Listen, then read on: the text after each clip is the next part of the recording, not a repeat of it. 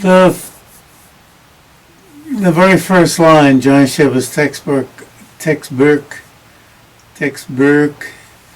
on structural. Maybe I'm not prepared. I had enough time to take my nap this morning, 20-minute nap, on structural psychology. I call this structural because it's laying out, the various ways of dividing up awareness. But the most famous of these, the 7 types of awareness, are not just structural, but they lay out a progression that goes from, what does it go from? What's the first one? What does it begin with? Which way do you start? Oh, with the worst one? Wrong consciousness. What? Wrong consciousness. Yeah, begins with wrong and ends up with direct perception. So it lays out a progression of, it's, in one way, one can look at it as structural, but it's a progression of development. So structural, developmental, what else could we call it? That one. Contemplative, developmental. What's another word for developmental? What? Progressive, spiritual improvement.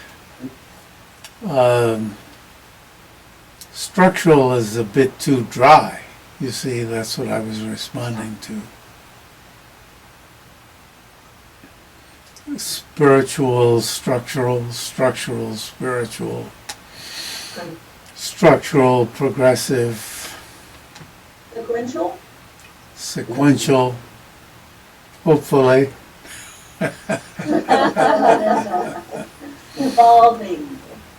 Evolving. Well, that's kind of that's an interesting one. There's one writer who thought, well, you can't devolve from one lifetime to another, which is, that's hopeful, but insane. Given the chaotic, when we go to sleep, we don't necessarily get better.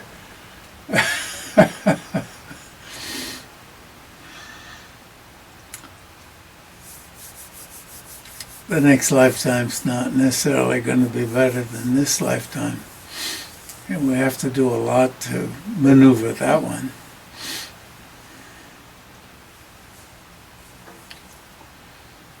The arc of lifetimes doesn't necessarily bend to the better.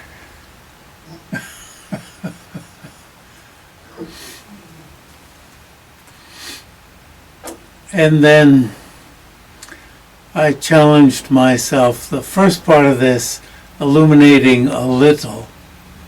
And Jam-yang-shay-pa is very, what's the word? He's not being boisterous. He just says a little. He doesn't say illuminating entirely the presentation of awareness and knowledge, which is the usual, the usual titles of books, where he just says illuminating a little. And he does the same thing for he has pretty much the same title for his book on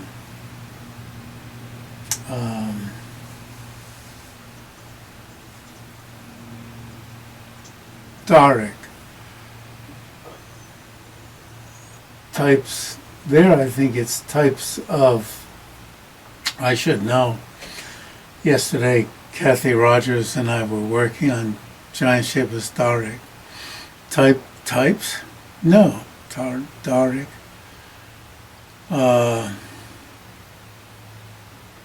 Signs and reasonings. So the so-called introductory book on logic. It's there's nothing introductory about it. Again, it's illuminating a little the presentation of signs and reasonings, and it has beautiful golden garland of eloquence. And I challenged myself, could I give what does golden garland mean? And I couldn't give an exposition of that. You would think I could. What does a golden garland look like?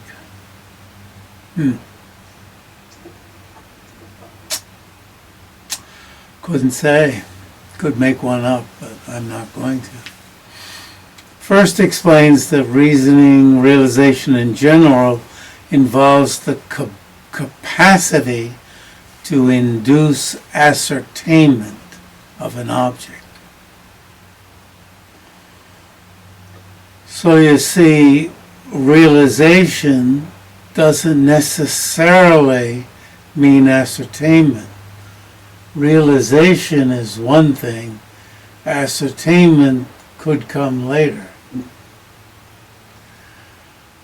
In other words,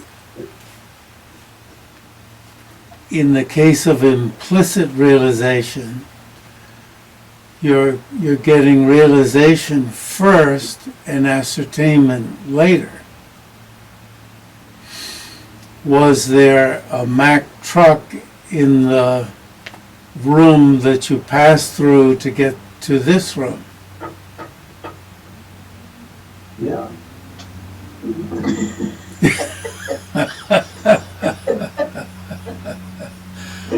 Okay, too bad for you.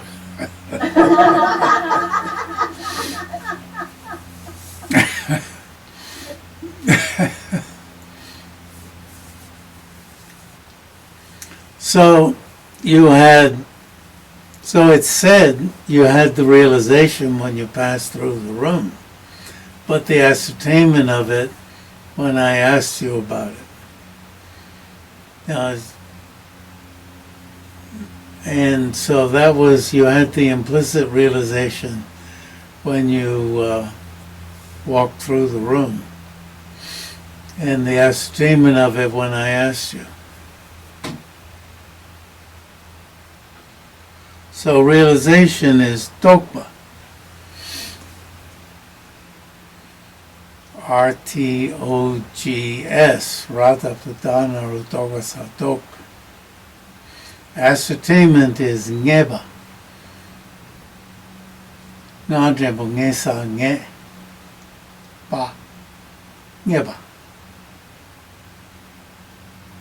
Ngeba. Two different words. In order to take care of implicit realization. And there's implicit realization with direct perception, because clearly here, it was your eye consciousness that was directly perceiving that room.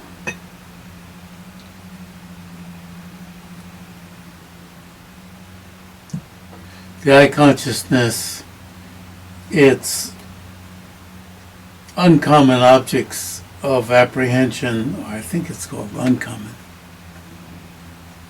are the colors and shapes, but it is said that you see the room. But what you're uncommon or special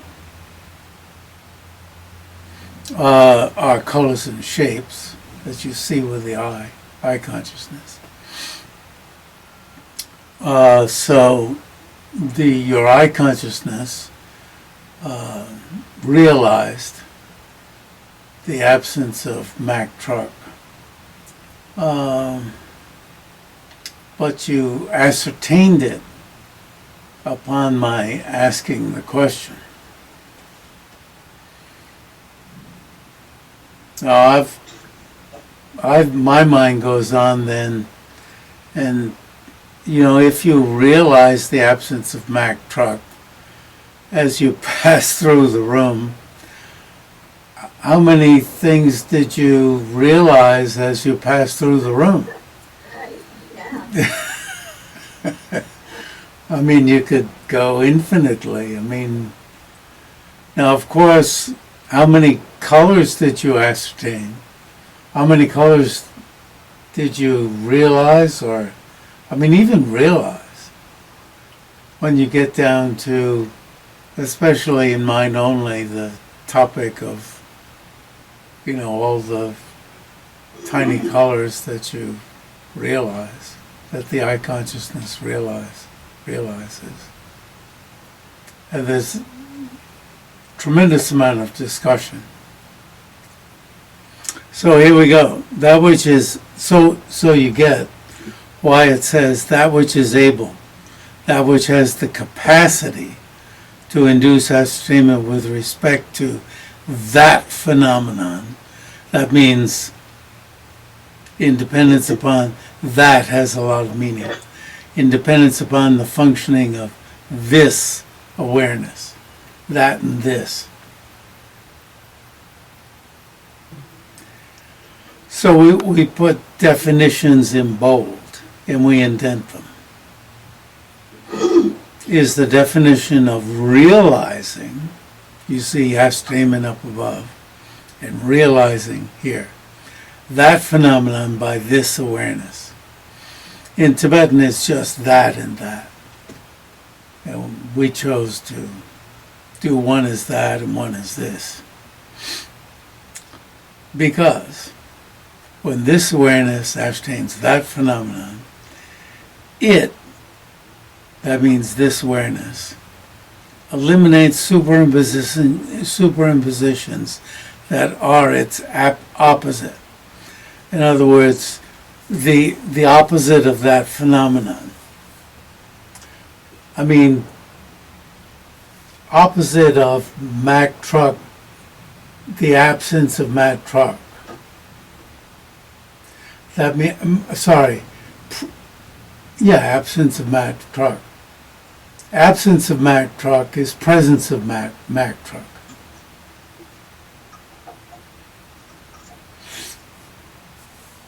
You've gotten accurate information as you pass through the area. And somebody might say, I didn't pay attention. I was zonked out, as I often am, thinking about a text or thinking about a problem, and I couldn't tell you. Or I could say, of course there wasn't. A Mack truck is just plain too frickin' big to have been in there. But you see, that depends upon another consciousness thinking about it. There, okay? Another consciousness. And that's going to come up. Another consciousness thinking about it. It's too frickin' big to have been in there. Whereas the I consciousness provided sufficient evidence itself without thinking about something else. So maybe Mack truck maybe that wasn't a good example. You pass through the room and, talking about something that could have been on the table.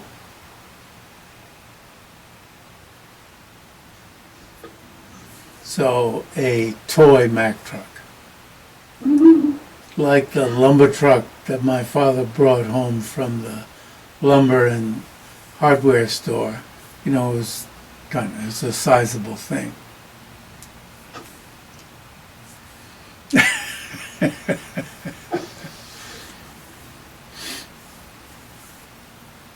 Because, for example, now I don't know why I translated inference as inferential cognition.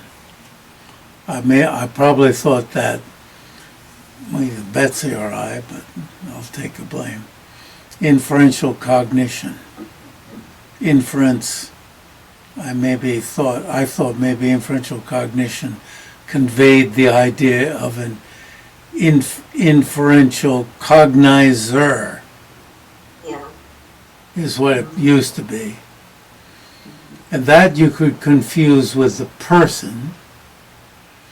And then in time, both Betsy and I, well, maybe me, I gave up on using cognizer as being somewhat odd. In psychological terms, people use cognition, but cognition tends to mean the action as opposed to the agent.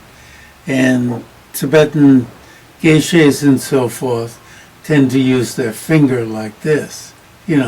Eye consciousness is, the consciousness doing it. So, eye knower, or, right, eye cognizer, it's the agent. And the person is also the agent. So you got two agents going on here. But what's being talked about with respect to consciousness is the knower, the eye knower, the ear knower, right? It's always the finger comes out, the nose knower, right? But the nose knower could mean the knower of the nose. Of the nose, right? The ear knower. The doctor who uses the light and looks in the ear and says, wow, you got a lot of stuff in there. Well, once you get straight what the word means, inferencer. So inference seemed pretty dead. Inferential cognition might be better. Inferential cognizer. Anyway, nowadays, inference. But inference means this one, which is down here at the chest in Old Tibet. Nowadays, everybody learned about brain, so they put it up here. Inference ascertaining, so I changed my text here to inference. Ascertaining that sound is impermanent eliminates superimpositions, apprehending superimposers, apprehending permanence with respect to sound. And so here sound has the case ending la, apprehending permanence with respect to sound.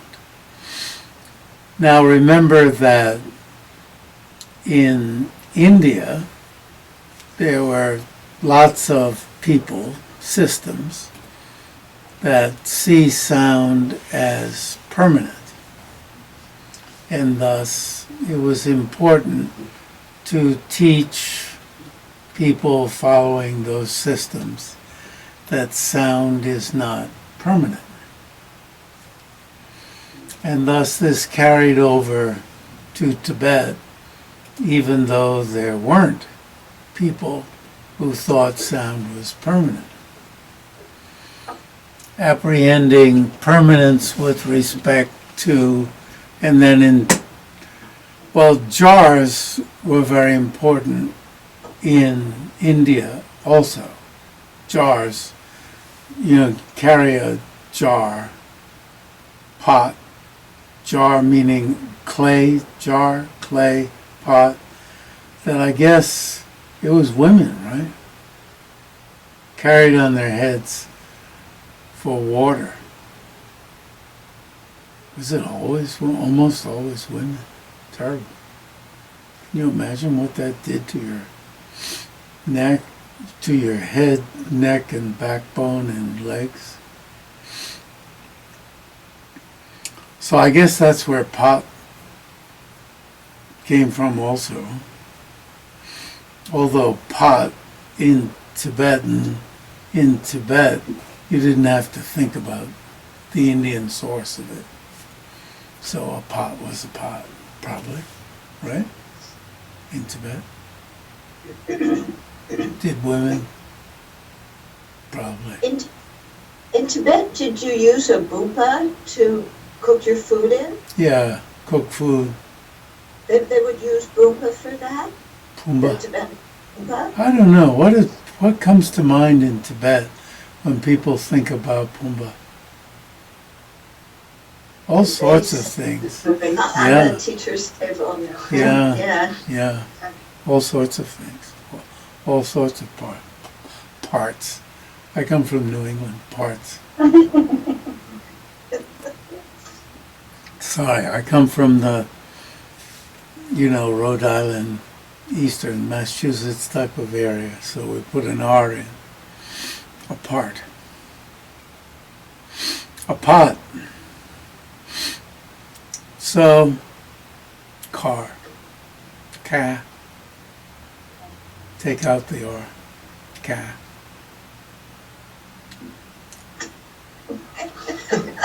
My car is permanent. Nothing's going to affect it. Good for you. That's true. Good luck, huh?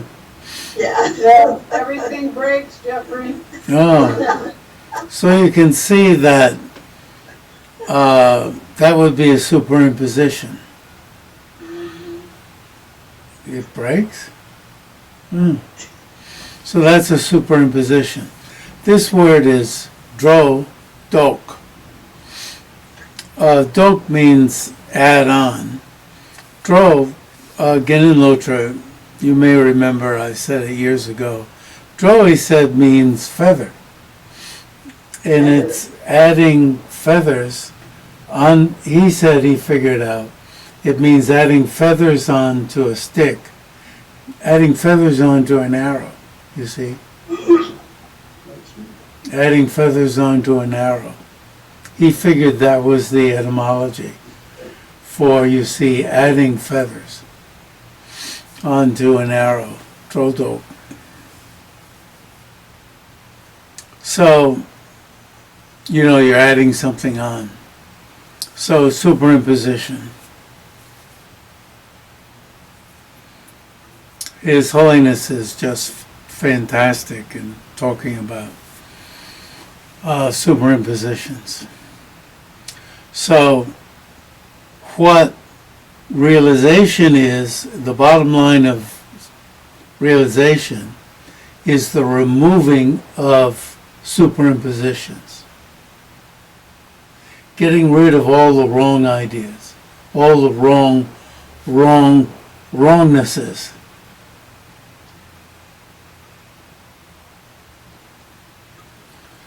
Which gives you the capacity to ascertain without any consciousness intervening, you see. You're not putting together. You don't put together in between. Like my thinking, well, you couldn't get together. You couldn't put something like a huge Mack truck in that room, right?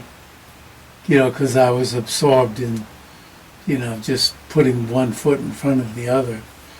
You couldn't put something, or even if you asked if your doggy was in there and you say, well, I doubt it was there, because that dog is always, it's got something wrong with its lungs, so it's always going.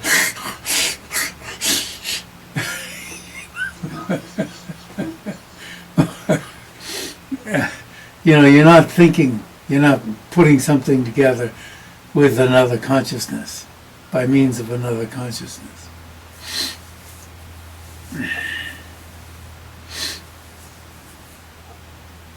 So all superimpositions have been removed.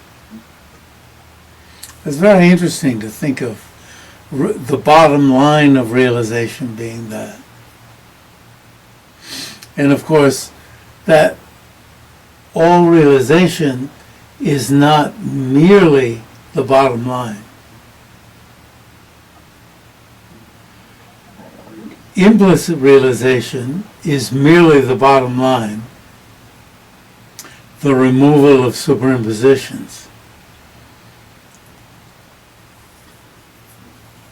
Direct realization, I don't know about all direct realization, no. Full, shall we call it full, includes ascertainment. Full realization, shall we say that? Full realization includes ascertainment. I hope I'm right in saying that. You get my point anyway.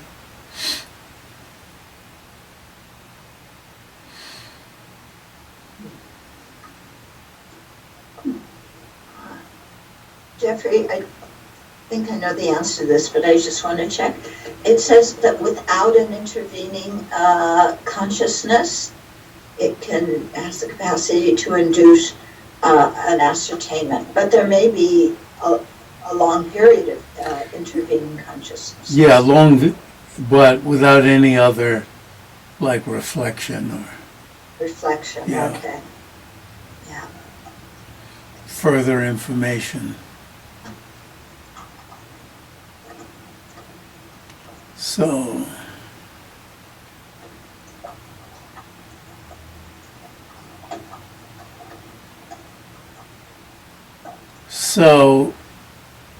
this troublesome word, aspect, Yes.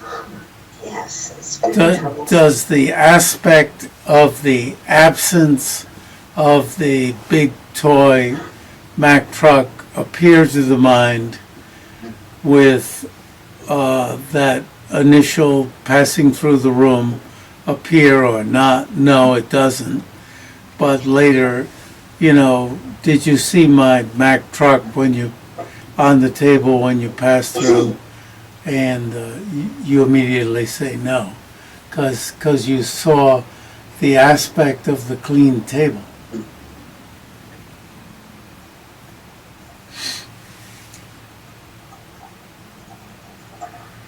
Couldn't you just say you saw the clean table? Why do you even need to say aspect? Yeah, that's what the aspect means.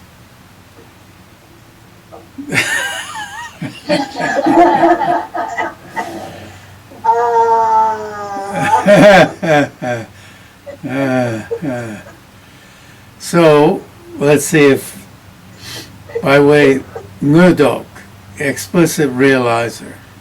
So anything that's indented is in the text, right? And Hopkins, when he was captain of the soccer team, they called him Hoppy, or probably a Pomfret. A lot of people called him Hoppy.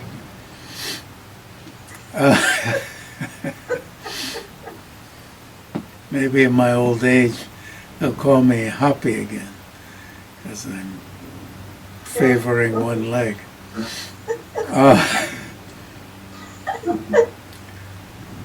It's pretty hard when your therapist says, don't favor one leg, not to favor one. But I'm learning. It's good to be pointed out. So, explicit realizers. This word nge of ngudok and shukdok. Nge has many meanings. Explicit, actual, what else? Direct, explicit, actual, and direct. And you have to figure it out whenever you see nge, which it is. There may be a fourth meaning. I don't know. Realization, what is explicit realization? Realization by way of the aspect of that object dawning to this awareness is the definition of explicit realization of that object by this awareness. It's sort of cute, isn't it? That object by that awareness is what it actually says.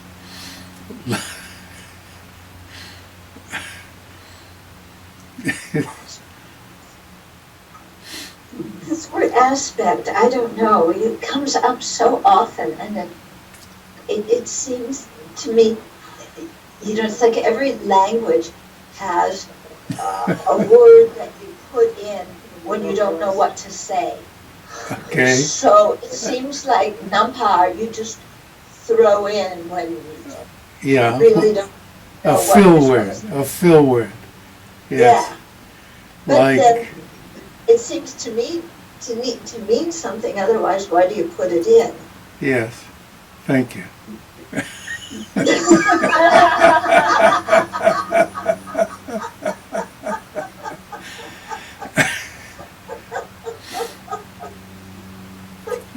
Illustrations are, for instance, the realization of blue.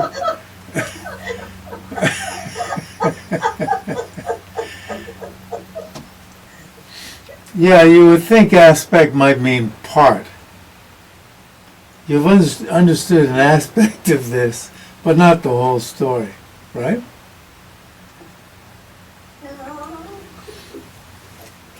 Yes. It's like a representation because the object is not in your eye or in your brain or in your mind. Right. But it's like a representation of the object. I think we should keep track of the many meanings of aspect. Please do it, okay? Let's start with representation.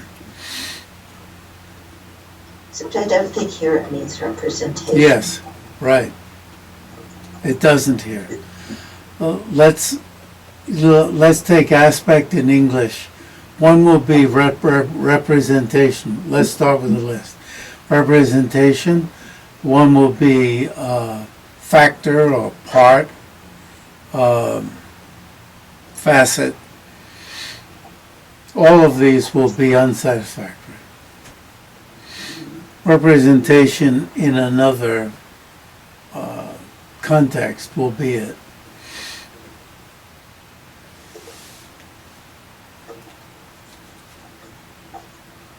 Illustrations are, for instance, the realization of blue by direct perception. There's some blue on this cup.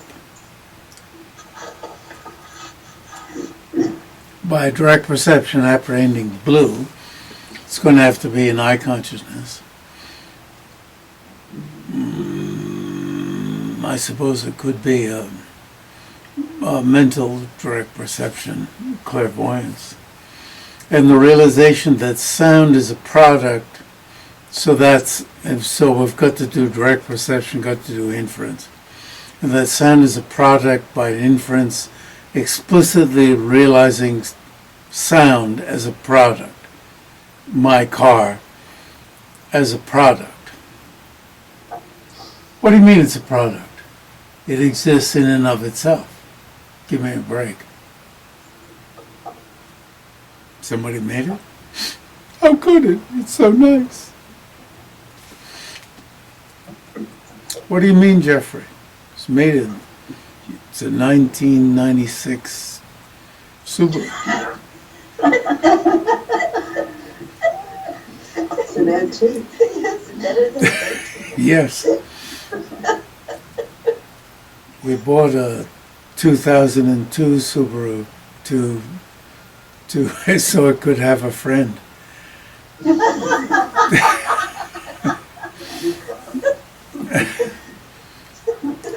The geriatric car. Yes. So, an eye conscious apprehending Buddha realizes his object within the context of the aspect or representation.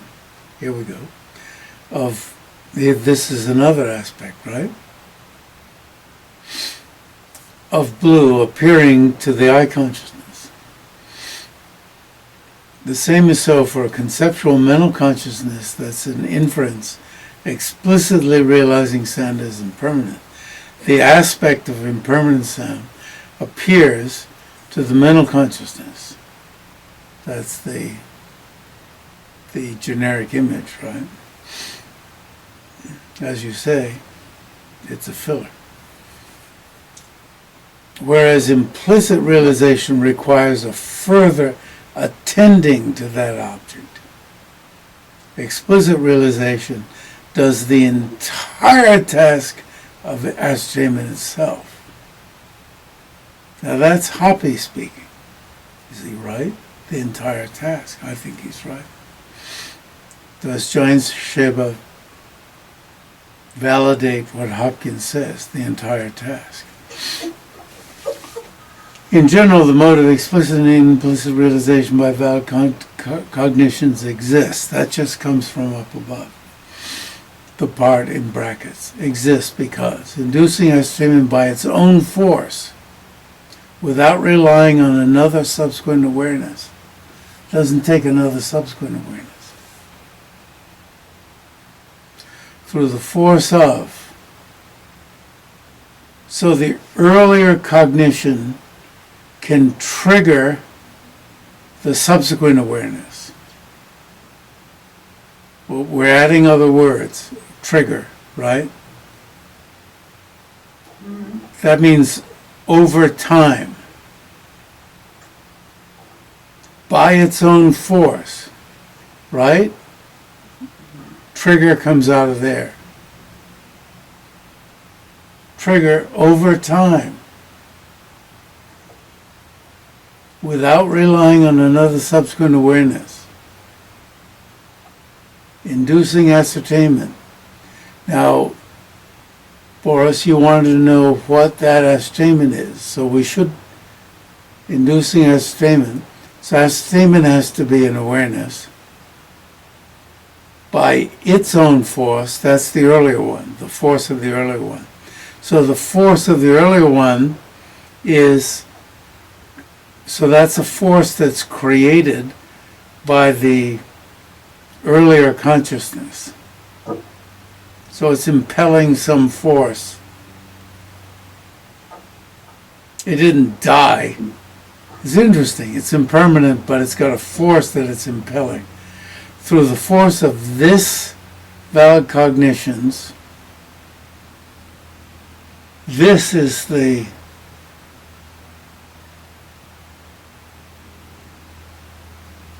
mentally turning toward that object. This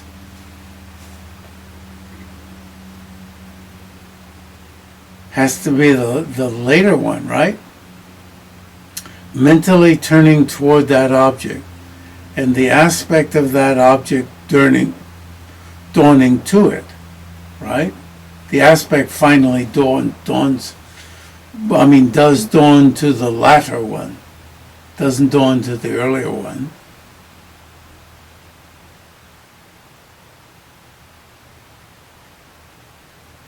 And this valid cognition's mentally turning toward that object. Lo de la yu de number shaw gone. Topa de lo de yu de mustopitsini. Okay, that's fine. Oh, I'm reading the wrong one. Gopa.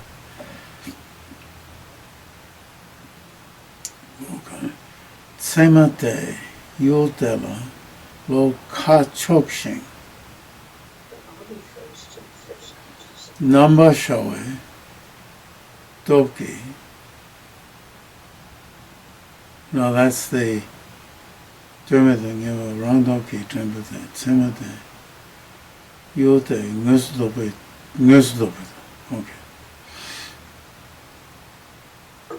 Tada, lo, kamachoki. So at that time, semate, let me show you. So if we talk about the first valid cognition,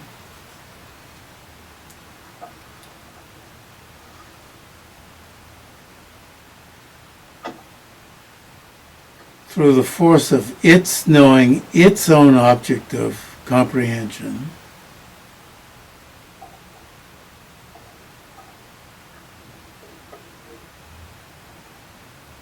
and it as you're passing through the room, it eliminates the superimpositions. Then later, could be a half hour later, through your turning your mind to that, topic, then without relying on some other valid cognition, ascertainment is induced.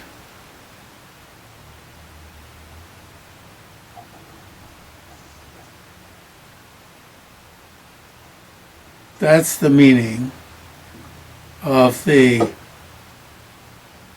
as I understand it, I've got to be right, the original one's implicit realization of that object.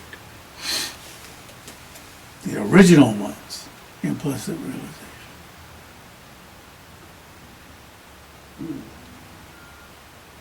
So it induces ascertainment.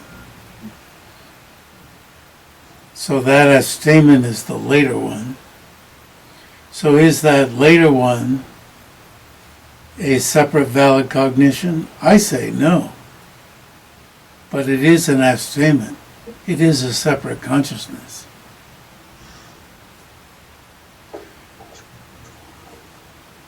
I think, doesn't the explicit one and the implicit one occur at the same time? And then a later explicit one arises that ascertains. Okay, is the later one an explicit valid, is that later explicit ascertainment an explicit valid cognition? I think so. Yeah, I can see why you'd say yes. It's kind of like Geltop saying it. Does he say it's an? He says that it's an explicit. He says it's. What does he say? He says it's an explicit ascertainment. Does he say it's an explicit valid cognition? Maybe he does. In his listing. Let's find out. I'm going to take Yes, yes. well then I will go along with you then. Because here we're not talking about emptiness. Emptiness is a different problem. Yeah, I'll go along with that.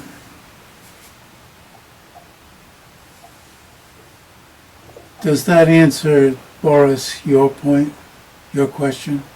If we pretend we're calling that second one an explicit valid cognition.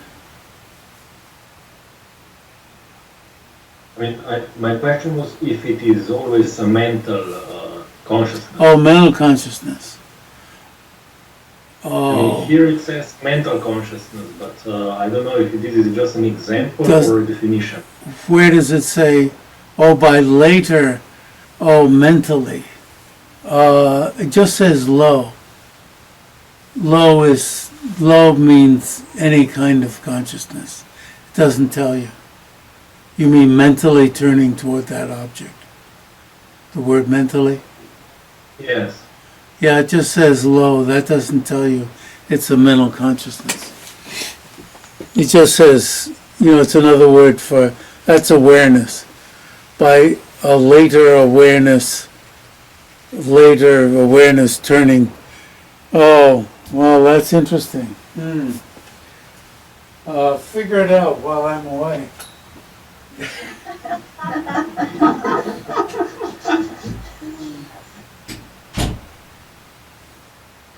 I think there's something in Pubujo's. I think it's in the Pubujo Lorik, an I consciousness that knows your parent. Turn Kombajenki an I consciousness that is familiarized. You know, the word isn't trained, it's just you're used to it. So you don't put together, you know, like see it and then put together, this is my mother, this is my father. You're just trained, you know, you're trained, you're familiar, a familiarized I consciousness. So the I consciousness knows directly. So my mind wandered over to that. You know, I came back to my original feeling, it's not an I consciousness.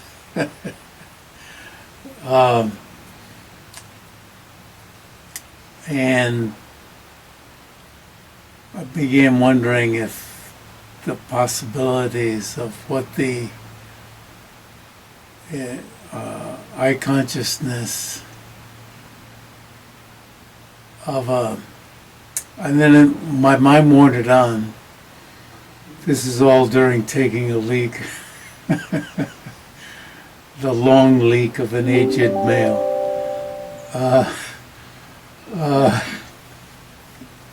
What Jam-yang-shay is, memory.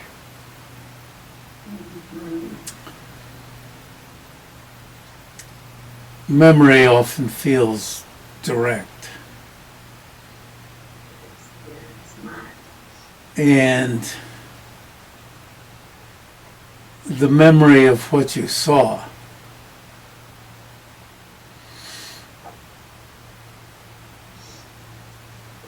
So,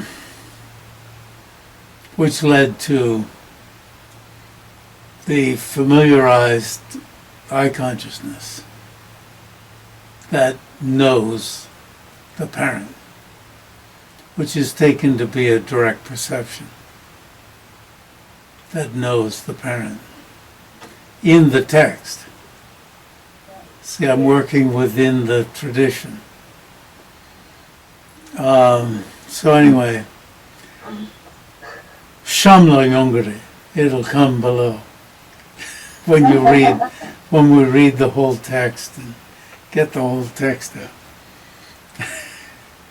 You see, there is a broader sense of, I think we tend to take Buddhist, Tibetan psychology in a narrower frame, whereas the trained mind in this type of psychology contains a lot more that's within direct, and that we, so to speak, might not accept, or that we would confine out.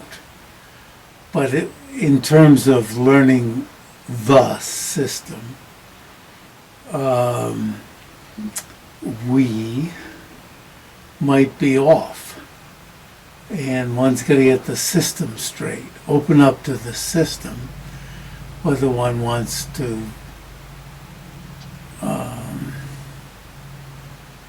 accept it or not. And then, you know, I've tried to open up to that.